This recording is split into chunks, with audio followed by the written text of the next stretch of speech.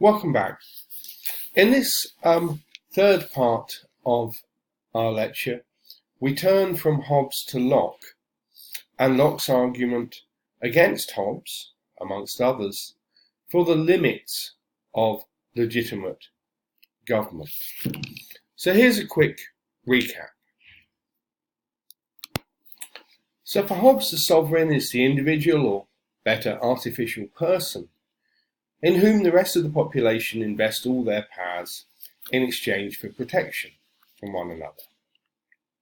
We've seen the argument for absolute sovereignty, which Hobbes argues is the only way to prevent the worst excesses of human behaviour, such as civil war. And we saw that the power of the sovereign had one kind of important limit, in that sovereigns can't command subjects to destroy themselves or to engage in actions such as testifying against themselves, which would lead to death.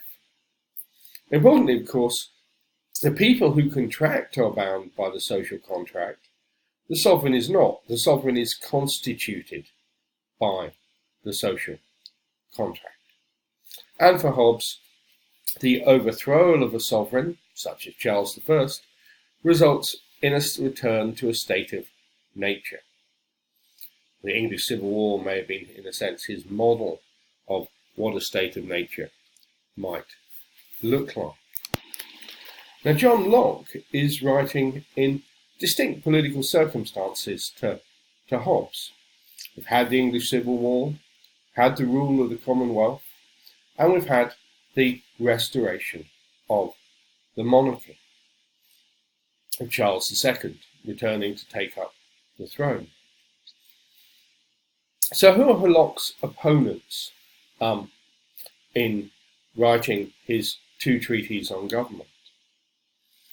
The first treatise is directed primarily against a theorist called Robert Filmer, who argued for the divine right of kings, who argued that an absolute monarch ruled by divine command, and that to challenge or overthrow a king was, as it were, blasphemy, was to go against the will of God.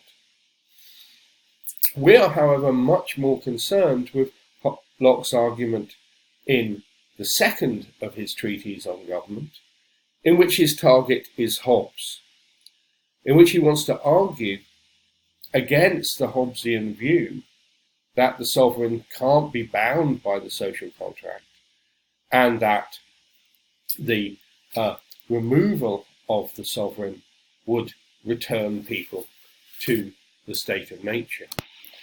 So the core elements of Hobbes's vision, just to sketch these out before we look at his arguments for them.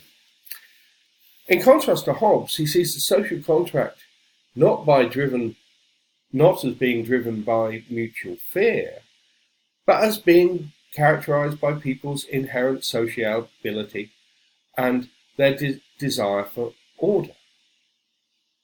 So the origins of the social contract for Hobbes aren't the product of living lives that are nasty, poor, brutish and short, but rather are about what he calls the inconveniences of the state of nature.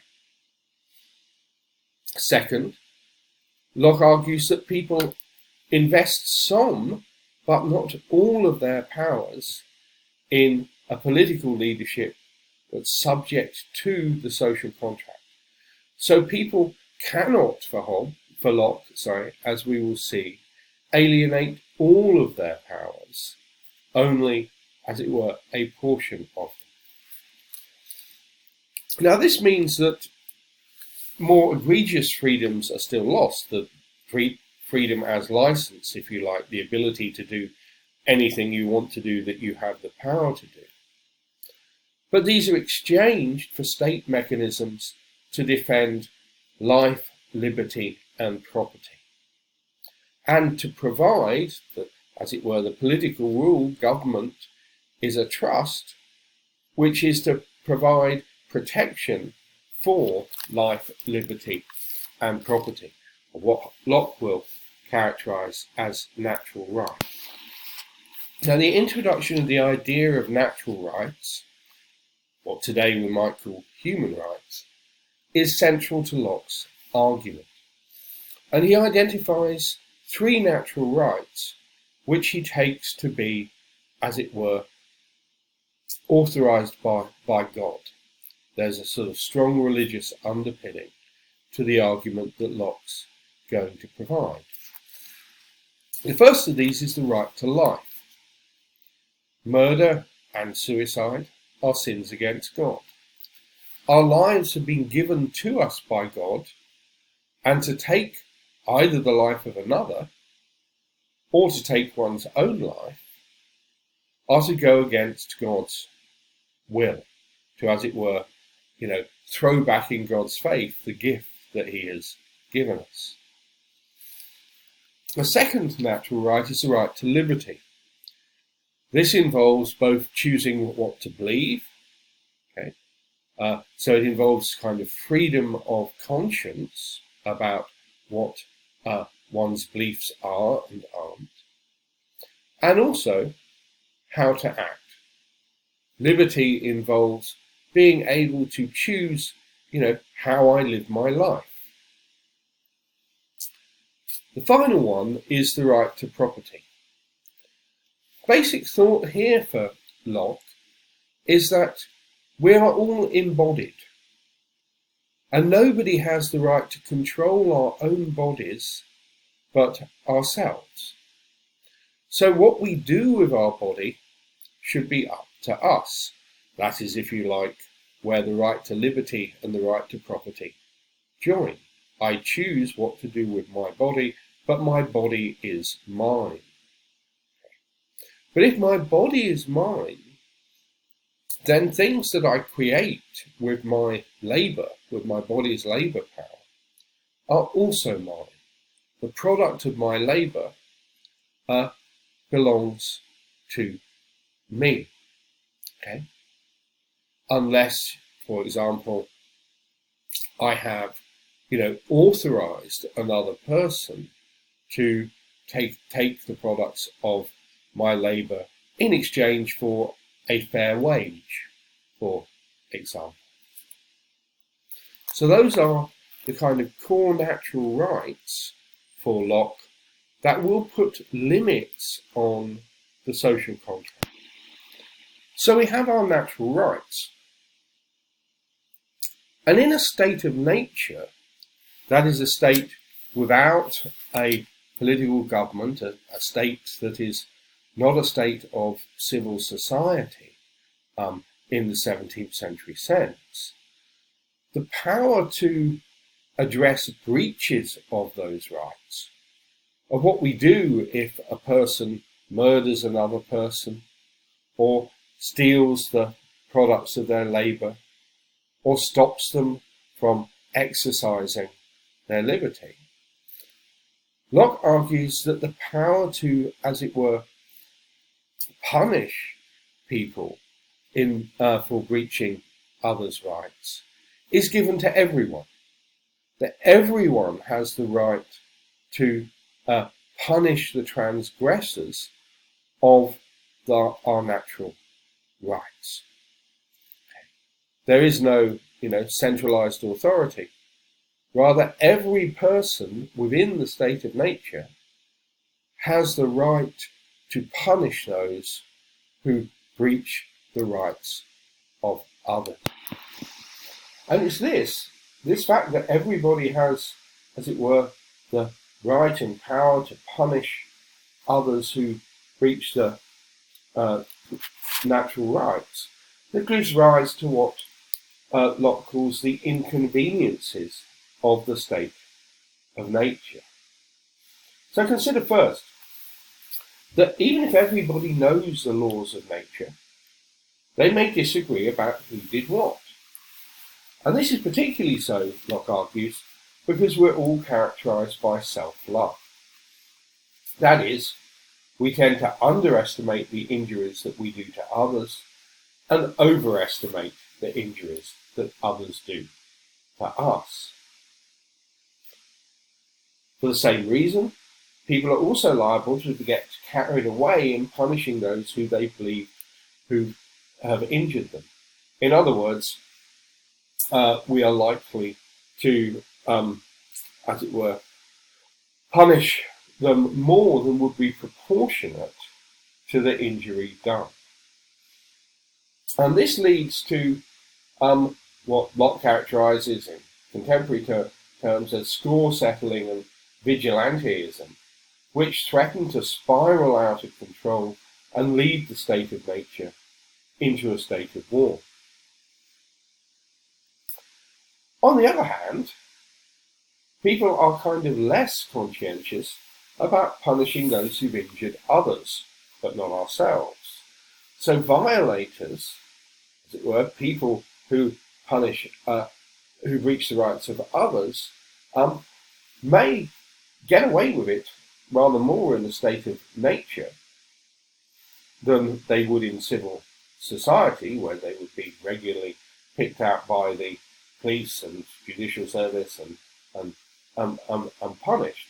So there's kind of what you might call a kind of bystander issue, that we are much less likely to exercise our power in support of others who are being injured when it doesn't affect us ourselves.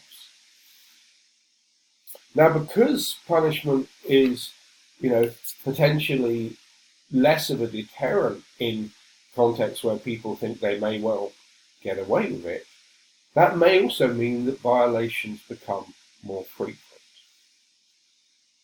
And the final element of inconvenience is that the laws of nature are, in certain respects indeterminate, and therefore kind of reasonable disagreements may arise about what the law of nature requires. So, if I have a liberty to believe what I like and to act as I will, what exactly is the scope and extent of that belief? Can I believe just anything at all? What counts as having a belief? If I own the products of those things that I mix my labour with, how much mixing of my labour is necessary? What happens in contexts where more than one person has mixed their labour in producing some good? So disagreements can arise and lead to further, as it were, conflicts within civil society. And it's these inconveniences then that lead to the social contract and the establishing of political society. Political society is about kind of remedying and protecting us from those inconveniences and the possible state of war that they may lead to, by having clear and determinate laws that spell out what, as it were, our natural rights, the law of nature, requires of each of us, recognised and impartial judges for resolving disputes about the application of the law of nature, and a reliable, known executor of the judge's decisions. So a large part of the executor's responsibility is exercising our natural right to punish violators of the law of nature. Okay, it should be the law of nature there, not the state of nature. There are two stages of the transition to political society. In the first stage, we all contract together by agreeing to give up some of our power, right to punish others and to act as we will.